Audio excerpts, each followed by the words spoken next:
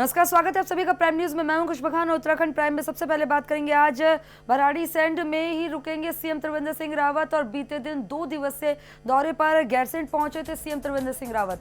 नायक वीर चंद्र सिंह की समाधि स्थल जाने का कार्यक्रम रद्द हो गया है। खराब मौसम के कारण सीएम त्रिवेंद्र सिंह का ये कार्यक्रम रद्द हो गया है। बता दें, खराब मौसम के कारण कार्यक्रम रद्द हो गया है क्योंकि बरसात का मौसम चल रहा है और ऐसे में जगह जगह भूस्खलन हो रहा है, जिसको देखते हुए कार्यक्रम को रद्द कर दिया गया है। बीते दिन 2 दिवसीय दौरे पर गैरसैंण पहुंचे थे सीएम त्रिवेंद्र सिंह रावत।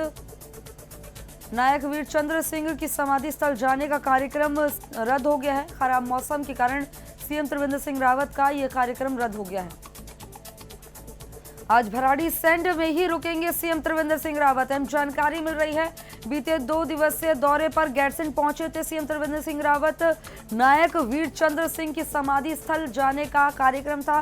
खराब मौसम के कारण सीएम का कार्यक्रम रद्द कर दिया गया है। तस्वीरें आपको दिखा रहे हैं कि मौसम खराब बना हुआ है, जिसके चलते कार्यक्रम को रद्द कर दिया गया है। बीते दिन 2 दिवसीय दौरे पर गैरसैंण पहुंचे थे सीएम त्रिवेंद्र सिंह रावत, लेकिन जो आज का कार्यक्रम था वो रद्द कर दिया है। खबर पर ज्यादा जानकारी के लिए मेरे सहयोगी पुष्कर सिंह रावत जुड़ गए। पुष्कर, सीएम का क्या कुछ कार्यक्रम रहने वाला है, क्योंकि एक कार्यक्रम तो अब रद्द हो गया है।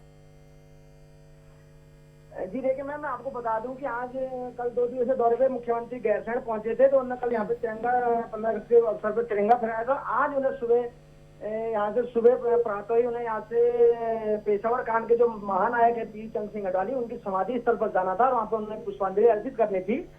लेकिन खराब मौसम के कारण उन्हें अपना दौरा डिले करना पड़ा। रद्द एक प्रकार से अब मान के चलिए रद्द करना पड़ा अपना दौरा। अभी तक वो भराड़ीसैंण में ही रुके, क्योंकि वहाँ पे कोहरा लगा हुआ है और बारिश हल्की फुल्की बारिश अभी हो रही है। जी जिस तरह से पुष्कर ये जानकारी मिल रही है कि कार्यक्रम रद्द कर दिया है, क्या इस कार्यक्रम को आगे पोस्टपोन किया गया है? क्या बाद में सीएम त्रिवेंद्र सिंह रावत वहां जाएंगे? जी देखिए, अभी आधिकारिक जो जानकारी है उसके अभी वो आधिकारिक जानकारी कोई रद्द की अभी आधिकारिक जानकारी नहीं हमारे पास अभी आई है। लेकिन त्रिवेंद्र सिंह रावत जो है कि भराड़ीसैंण में अपने जो उनका मुख्यमंत्री वहाँ पे आवास है तो उसमें अभी वो रुके हुए हैं, तो क्योंकि अभी वहाँ पे बारिश और मौसम बिल्कुल अभी मौसम वहाँ पे बादल और कोहरा घना हुआ लगा हुआ है। धीरे धीरे मौसम खुलेगा तो उसके बाद ही उनके प्रोग्राम का जो कि आगे एक प्रोग्राम होगा उसके बारे में आधिकारिक जानकारी मिल पाएगी। ठीक है पुष्कर, खबर पर नजर बनाए रखिएगा। सीएम त्रिवेंद्र सिंह का दौरा जैसे भी रहे, पल पल की अपडेट आपसे लेते रहेंगे। खबर पर जानकारी देने के लिए आपका बहुत बहुत धन्यवाद। आज भराड़ीसैंण में ही रुकेंगे सीएम त्रिवेंद्र सिंह रावत। तस्वीरें आपकी टीवी स्क्रीन पर प्राइम न्यूज आपको दिखा रहा है। तस्वीरों में आप देख सकते हैं मौसम खराब हो गया, कोहरा घना बढ़ता ही जा रहा है, जिस वजह से सीएम का कार्यक्रम रद्द कर दिया है। 2 दिवसीय दौरे पर गैरसैंण पहुंचे। ग्रीष्मकालीन राजधानी है गैरसैंण, जहां पर सीएम त्रिवेंद्र सिंह रावत का दौरा, और आज भराड़ीसैंण में ही रुकेंगे सीएम त्रिवेंद्र सिंह रावत।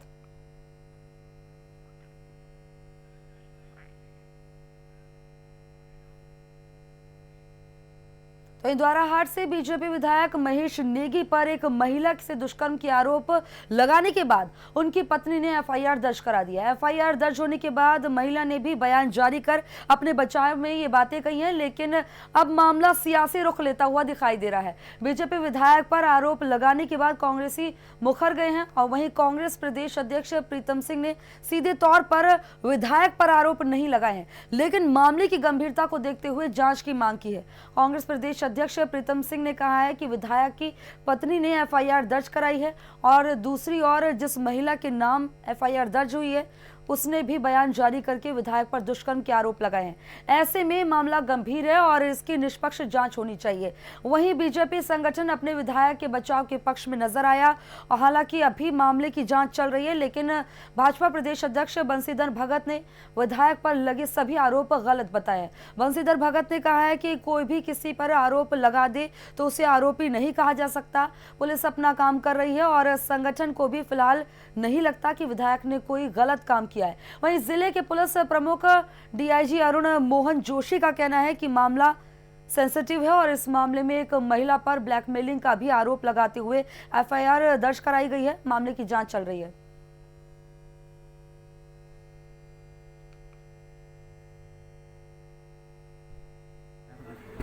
महिला ने विधायक परिवार से 5 करोड़ की फिरौती मांगी। अब ये समझ से परे है कि महिला द्वारा 5 करोड़ की फिरौती क्यों मांगी जाए। कोई कारण स्पष्ट नहीं है जो एफआईआर दर्ज हुई। लेकिन जिस महिला पर आरोप लगाया गया कि वो फिरौती मांग रही है, उसका एक वीडियो वायरल हुआ है। अब उसकी सत्यता क्या है, मैं उस पर अभी कोई टिप्पणी करूं तो उचित नहीं, उसकी भी जांच होनी चाहिए।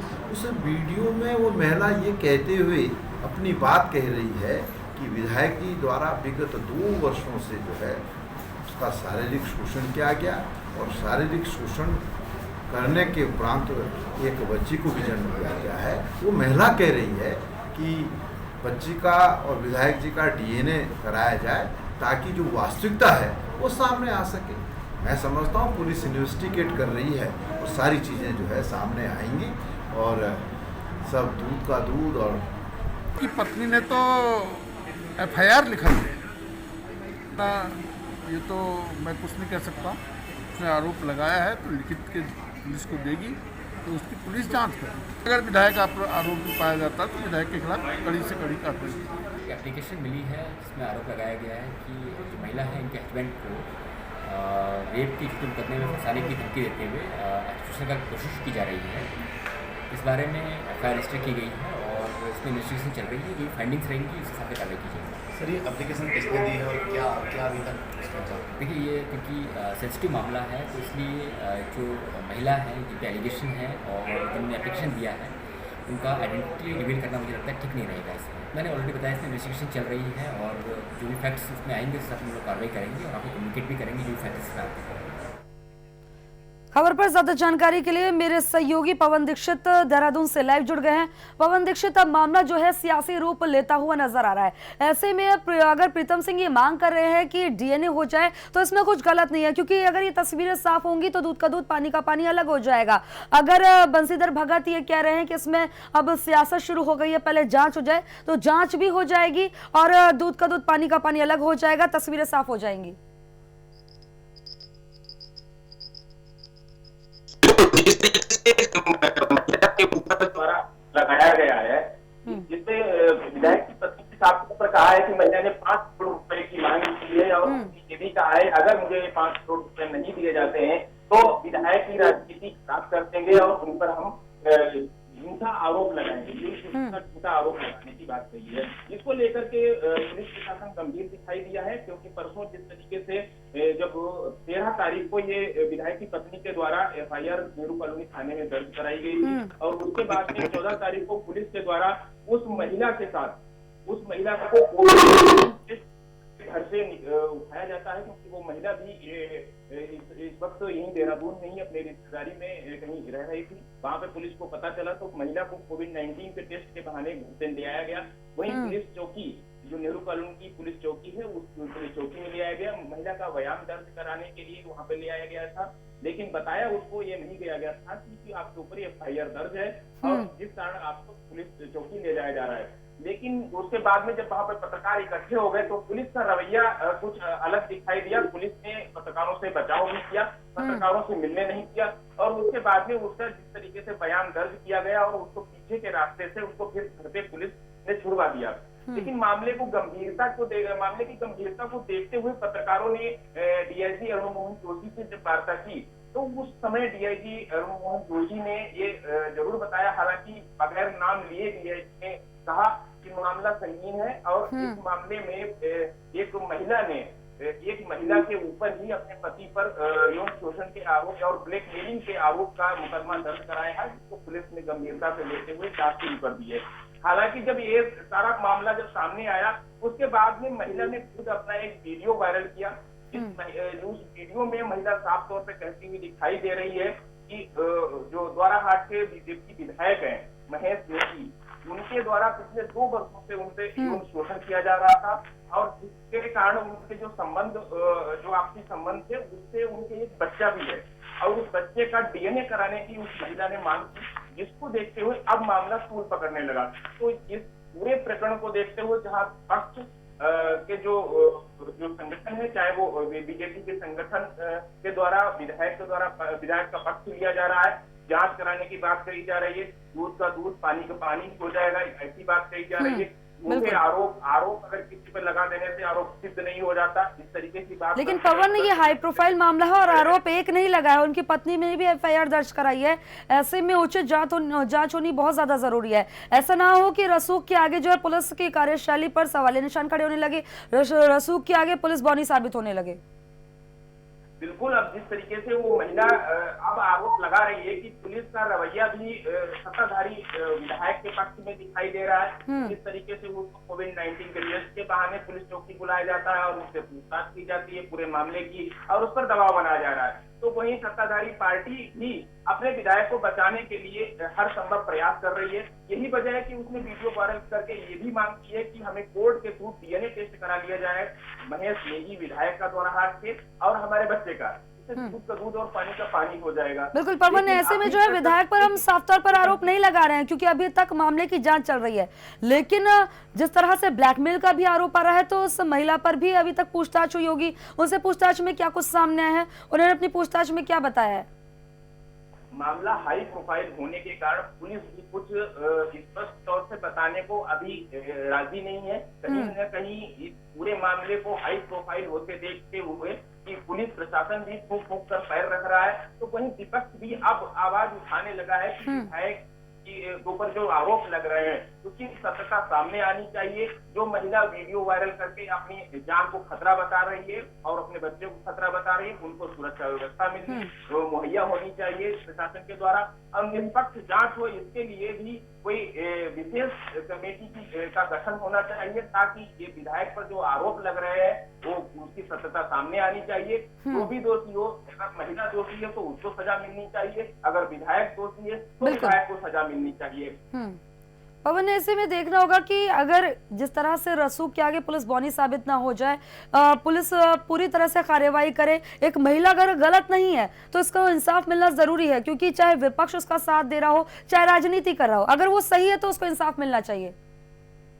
बिल्कुल, हालांकि आपको बता दें उत्तराखंड में ये नेताओं से जुड़े हुए इस तरीके से प्रकरण कोई एक नया प्रकरण नहीं है। इससे तमाम ऐसे प्रकरण जुड़े हैं जिसमें तमाम वरिष्ठ नेता, चाहे वो पूर्व मुख्यमंत्री रहे एनडी तिवारी का मामला रहा हो या फिर अन्य इस समय भी सत्ता में बैठे हुए तमाम कई मंत्री हैं या फिर पूर्व की सरकारों में भी मंत्री और विधायक के पदों पर रहे हैं, उन पर भी यौन शोषण के आरोप लगे हैं। लेकिन जांचें भी हुई हैं, लेकिन जांच के बाद में क्या नतीजा निकला आज भी ज्यों का त्यों मामला चल रहा है। कहीं न कहीं कई मामले ऐसे हैं जिसमें समझौता हो गया, कई मामलों में दोषी हुआ और उसके बाद में कोर्ट के द्वारा निर्णय लिया गया, तो कोर्ट के फैसले के भी आधार पे कई लोगों ने इस तरीके के प्रकरण में मुंह भी खानी पड़ी है। कई राजनीतिक को, कई राजनीतिक दलों के नेताओं को उनको व्यक्तिगत तौर पर, और उसका राजनीतिक दलों को उसका कहीं न कहीं घाटा और मुनाफा भी हुआ है। सत्ताधारी एक पार्टी को अगर नुकसान हुआ तो दूसरी पार्टी। बिल्कुल पवन, ऐसे में जो है कार्यशैली पर सवालिया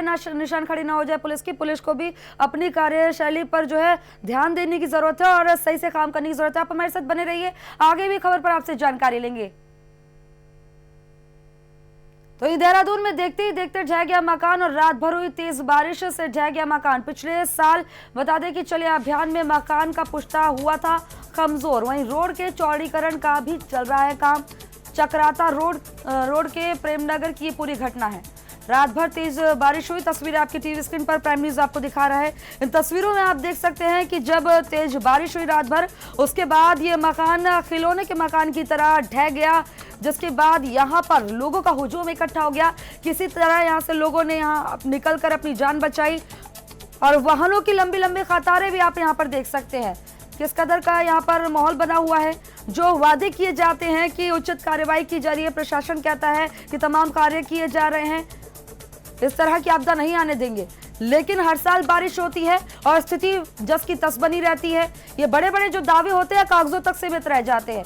ये देहरादून की तस्वीरें दिखा रहे हैं जहां पर एक मकान खिलौनों के मकान की तरह ढह गया। रात भर तेज बारिश हुई और ये मकान जो है कमजोर हो गया था। पिछले साल जब यहाँ काम चल रहा था उसके बाद ये मकान की जो है नींव कमजोर हो गई थी। रात भर हुई तेज बारिश से ये मकान ढह गया। तस्वीरें आपकी टीवी स्क्रीन पर आपको दिखा रहे हैं। फिलहाल बता दें कि अभी यहाँ पर राहत बचाव कार्य जारी है। पुश्ता जो है पिछले साल कमजोर हो गया था क्योंकि यहाँ काम चल रहा था। रोड के चौड़ीकरण का काम हुआ था, लेकिन चौड़ीकरण के काम के वक्त जो है कई चीजों पर ध्यान नहीं दिया गया, जिस वजह से यहाँ पर जितने भी मकान हैं उनकी नींव कमजोर हो चुकी है और वो भी ढह सकते हैं।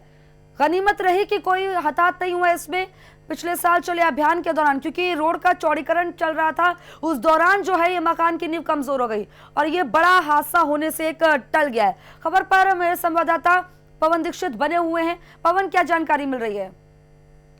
बिल्कुल, आपको बता दें, लगातार हो रही मूसलाधार बारिश के कारण तमाम जगह पर जो घाट गदेरे और नदियां हैं उनमें उफान आया हुआ है और उसके किनारे पे रहने वाले तमाम मकान भी अब जो है खतरे की जद में है। तो वहीं आज की जो सुबह का जो मामला है, ये चक्राता रोड प्रेमनगर का मामला है। यहाँ पर पिछले वर्ष जो चौड़ीकरण का मामला, अतिक्रमण हटाने का लेकर के प्रशासन ने मुस्तैदी से वहां पर जो अतिक्रमण किए गए थे मकानों के द्वारा या फिर मकान मालिकों के द्वारा, दुकानदारों के द्वारा, उन सब पर बुलडोजर चला करके वहां की मार्केट को पूरी तरह से किया गया था। उसी की जद में आए तमाम ऐसे मकान अभी भी प्रेमनगर में है जो कि उनका पुश्ता पूरी तरह से ढह चुका है। पिछली दीवार का जो हिस्सा है वो पूरी तरह से ढह चुका है। नींव उसकी तमाम जगह के कमजोर हो चुकी है। इसी को पवन, ऐसे में तो संबंधित अधिकारी जो है उन पर भी सवाल निशान खड़े होते हैं कि अपना कार्य उस वक्त सही ढंग से क्यों नहीं किया गया। जो मकान जो है उनकी नींव कमजोर हो गई है, कोई भी बड़ा हादसा कभी भी हो सकता है। बिल्कुल, प्रशासन के द्वारा भी प्रयास किया गया था, लेकिन प्रशासन की यहाँ पर लापरवाही ये बहुत बड़ी है, क्योंकि जब बरसात हो रही है और ऐसे मौसम में उन मकानों में वहां पर रहने की किसी को इजाजत नहीं है, क्योंकि पिछला पुश्ता उनका पूरी तरह से ढह चुका है और जो पिछली दीवार है वो सिर्फ उसकी नींव पर एकदम झूठी हुई नजर आ रही है। ऐसे में उन मकानों में अभी भी लोग रह रहे हैं, अब वहां से लोगों को निकाला नहीं जा रहा। अगर यही घटना अगर सुबह के बजाय रात्रि की होती तो सोते समय तमाम लोगों की जान भी जा सकती थी। इससे प्रशासन पवन, ये हादसा फिर से हो सकता है, ऐसा हादसा, तो ऐसे में क्या अभी भी जो है उनको सुरक्षित जगहों पर नहीं पहुंचाया जा रहा? हालांकि ये पूरा मामला जैसे ही सामने आया है उसके बाद में प्रशासन पूरी तरह से मुस्तैद है। वहां पर पुलिस और प्रशासन के द्वारा वहां पर पूरी तरह से जो मौके का निरीक्षण किया गया, वहां पर जिस तरीके से अनियमितताएं सामने आई हैं उनसे सबक लेते हुए वहां पे जो लोग रह रहे हैं उनको वहां से हटाया गया है। उसका जो कमजोर है उसको बनवाने की भी बात कही जा रही है कि रोड निर्माण का कार्य चल रहा है। जैसे ही ये रोड निर्माण का कार्य ये संपन्न होगा और उसके साथ ही पुश्ता भी बनाया जाएगा, ताकि जो अन्य मकान बने हुए हैं उनके साथ इस तरीके की कोई घटना ना हो। पवन, तमाम खबरों पर जानकारी देने के लिए आपका बहुत बहुत धन्यवाद। खबरों पर नजर बनाए रखिएगा, आगे भी आपसे अपडेट लेते रहेंगे। तस्वीरें आपको दिखा रहे हैं, तस्वीरें आप देख सकती हैं कि ये प्रशासन की लापरवाही की वजह से मकान की नींव कमजोर हो गई और ये मकान खिलौनों की तरह ढह गया। वही पहाड़ी क्षेत्रों में लगातार हो रही बारिश का असर अब मैदानी क्षेत्र में भी दिखाई देने लगा है। लक्सर से होकर वो बता दें कि बह रही नीलधारा गंगा का जलस्तर काफी बढ़ चुका है, जिससे खानपुर विधानसभा के कई गांवों के ऊपर खतरा मंडराने लगा है। इनमें से कुछ गांव तो ऐसे भी हैं जहां पर कभी भी पानी घुस सकता है और कई गांवों के खेतों में पानी घुस चुका है और किसानों की फसल बर्बाद होने की कगार पर आ गई है। तो कई गांवों में बता दें कि बाढ़ का खतरा मंडराने लगा है और गंगा का जो जलस्तर है वो लगातार बढ़ता जा रहा है। कई गांवों पर अब बाढ़ का खतरा मंडरा रहा है और ऐसे में लोगों को उम्मीद है कि अब प्रशासन उनके लिए कोई उचित कदम उठाएगा, उन्हें सुरक्षित स्थानों पर पहुंचाएगा। और खेत जो है पूरी तरह से बर्बाद हो चुके हैं। खबर मसूरी से आ रही है। मसूरी में भारी बारिश के बाद कई इलाकों में घरों में पानी भर गया, जिसके चलते लोगों को भारी नुकसान पहुंचा है। साथ ही लोगों को परेशानियों से दो चार होना पड़ रहा है।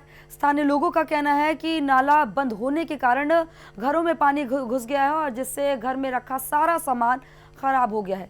वहीं प्रशासन पर आरोप लगाते हुए उन्होंने कई बार नगर पालिका से शिकायत कर इस ओर ध्यान देने की बात कही, लेकिन नगर पालिका ने इस ओर कोई ध्यान नहीं दिया। वहीं एसडीएम का कहना है कि नगर पालिका को तत्काल सभी नाले खुलवाने के निर्देश दे दिए गए हैं और लोगों को हुए नुकसान का आकलन करने के लिए भी कहा गया है।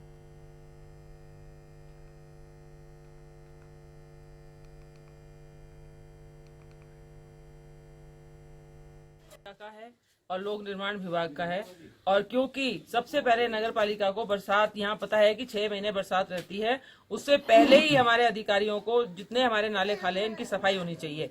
पूर्व में भी डीएम साहब द्वारा स्पेशल एक पैसा आता था, बजट आता था नालों की सफाई के लिए, परंतु आजकल नालों पे कब्जा हो गया। अभी ये जो 5 स्टार होटल है, सवाई होटल, ये आप देख ही रहे हैं, इनका पुस्ता बना, सारा मलबा उस नाले के अंदर भर गया और वो सारा पानी डाइवर्ट हुआ। ये जो गड्डी खाने में हमारी एक डिस्पेंसरी है, वेटनरी डिस्पेंसरी है, आपने देखा होगा, वो सारा पानी झरने के रूप में वहां आया और वह पुस्ता भी गिर गया, जो कि पीडब्ल्यूडी का एक पुस्ता है, वो भी आपने देखा होगा, वो उसी कारण से ढहा क्योंकि उसके अंदर पानी भर गया। पानी ने सारा बिल्कुल खत्म कर दिया और हालत यह है कि यहाँ के सारे नाले बंद हैं, प्रशासन कोई सुनने के लिए राजी नहीं।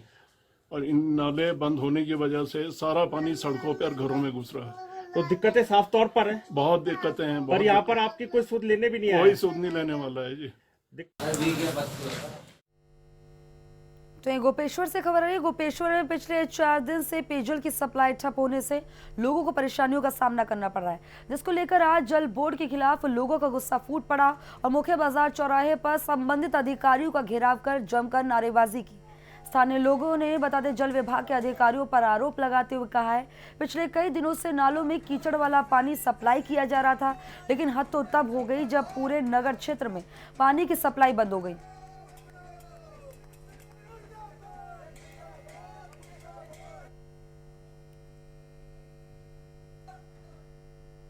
और जल निगम की दोनों अधिकारियों से हमने आज अब जल संस्थान के अधिकारी यहाँ पर आए हैं और इन दोनों विभागों का एक मामला है कि एक दूसरे का आरोप मरते हैं कि हमारी लाइन नहीं है, हैंड ओवर नहीं है। हमारा इनसे कहना ये है, जल संस्थान को हम विद्युत का पानी का बिल पे करते हैं तो जिम्मेदारी इनकी है, पानी की व्यवस्था पूरे नगर में व्यवस्थित करने का काम इनका है। और आज हमने इनको बोला है कि आज आप हमको गोपेश्वर नगर की पानी की व्यवस्था का रूट चार्ट बना कर देंगे कि आप गोपेश्वर नगर में पानी किस तरीके से पहुँचाएंगे, तब हम इनको यहाँ से जाने देंगे, नहीं तो यहाँ तब तक यही रहेंगे। 4 दिन से पूरा जिला मुख्यालय पानी की किल्लत से जूझ रहा है। अभी तक लोग अपना जो है संचय किया हुआ पानी ही इस्तेमाल कर रहे थे, परंतु बीते जो है 2 दिन पहले इनके द्वारा गंदा पानी जनता को दिया गया। ये सारा लग रहा है कि साजिश के तहत इस पूरे नगर का पानी जो है संस्थान के कर्मचारियों द्वारा बंद कर दिया गया है। इस तरह की मनमानी इन ऐसे अधिकारियों की हम नहीं सहने देंगे और जो ये पानी की किल्लत अगर ने सिर दूरने की तो एक बहुत बड़ा आंदोलन यहाँ पे जन आंदोलन खड़ा हो सकता है। पहले अपने गंगा जो जल निगम जनरेट करता है, सप्लाई लाइन टूट गई थी, कल शाम उन्होंने जोड़ दी थी, लेकिन रात को फिर दोबारा से वज्रपात हुआ है तो उनके द्वारा बताया गया कि दोबारा से फिर लाइन टूट गया उनकी। और जो हमारे पुराने स्रोत हैं उससे हम अपर पोर्शन पेट्रोल पंप से ऊपर अपर बाजार यहाँ तक सप्लाई देने वाले संभव हो पा रहे हैं। पिछले 1 महीने से गंदा पानी का फिल्ट्रेशन सिस्टम है आपका? सिस्टम जो है वो जल निगम को लगाना है, उसके 2.5 करोड़ रुपये को मिल चुके हैं, वो कार्य उनके द्वारा किया जाना है गंगा योजना में। किच्छा पुलिस नशा तस्करों के खिलाफ लगातार अभियान चला रही है। इसी बीच पुलिस ने मुखबिर की सूचना पर कार्रवाई करते हुए स्मैक तस्कर को गिरफ्तार कर लिया है। पुलिस ने तस्कर फरजान के पास से स्मैक भी बरामद की है। वहीं तस्कर के खिलाफ आगे की कार्रवाई शुरू कर दी है।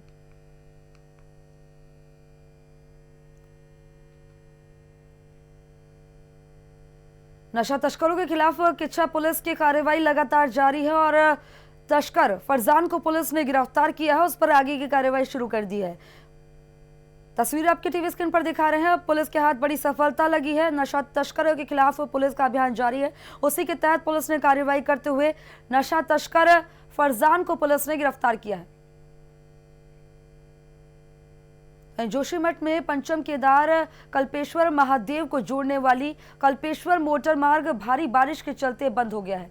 तस्वीरों में देख सकते हैं कि कैसे तीर्थ यात्री और ग्रामीण इन बरसाती नालों को बामुश्किल पार कर रहे हैं। यही नहीं, यहाँ पर लोगों को भारी परेशानियों का सामना करना पड़ रहा है। जद्दोजहद होकर यहाँ पर से निकलना पड़ रहा है, गुजरना पड़ रहा है। तस्वीरें आपकी टीवी स्क्रीन पर दिखा रहे हैं। इन तस्वीरों में आप देख सकते हैं कि ये गाड़ियां जिस तरह से पानी में से गुजर रही हैं, हादसे का शिकार हो सकती हैं, लेकिन इस और किसी का कोई ध्यान नहीं दिया जा रहा है, जिस वजह से लोगों को इन परेशानियों से दो चार होना पड़ रहा है। तो ये रुद्रप्रयाग के गौरीकुंड हाईवे पर भटवासीन में स्कॉर्पियो गाड़ी अनियंत्रित होकर मंदाकिनी नदी में गिर गई। गाड़ी में सवार एक युवक बाहर निकलने में सफल हो गया। 3 लोग अभी लापता बताए जा रहे हैं और 2 घंटे बाद मौके पर पहुंची एसडीआरएफ और डीडीआर की टीम ने रेस्क्यू ऑपरेशन शुरू कर दिया है।